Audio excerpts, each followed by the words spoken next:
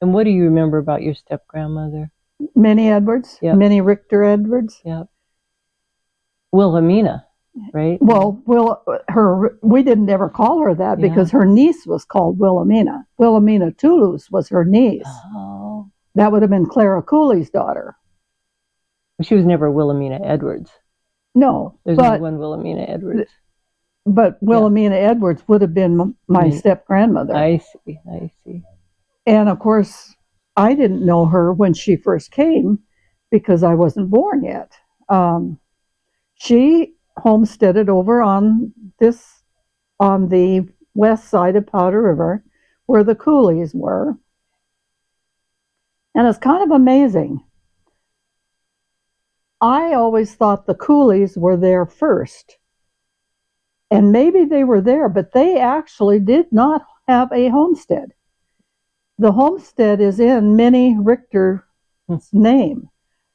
And she was a nurse. She came from Buffalo, New York. And she came because of her health, which was always kind of a vague story. In later years, Wilhomena Toulouse told me that she had either she witnessed something as a nurse in the hospital, and I'm not sure what it was, but she almost had a nervous breakdown, and the doctor sent her west for her health. That was the story. Mm-hmm. So she was a nurse, and she was living with I don't know whether she came first or the Coolies came, because they did not have, I've looked at the land patents, and they did not have a homestead. Everything was in Minnie Richter's name. Bird Edwards, who lived on the east side of Powder River, knew that she was a nurse, and he had lost his wife in a fire, and he had several small children. So he asked her to come over and start taking care of the children, and then they later married. How long? I don't know. I do not know how long she lived there before they were married. But she delivered quite a few babies. She did. Mm-hmm. Yeah, she did.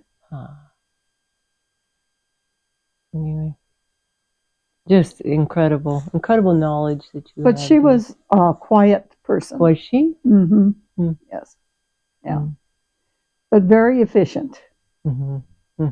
She's the lady who I contribute my good health to, because being a nurse, she knew that we needed calcium and we needed vitamins, and she used to save all of her eggshells, wash them out carefully, dry them on the coal and wood stove up above on the oven, and she crushed those with a rolling pin. Crushed them really fine. It was just like dust. And then she would mix that with whey from the cottage cheese, making cottage cheese. She would mix those eggshells, and we had to drink that in the wintertime.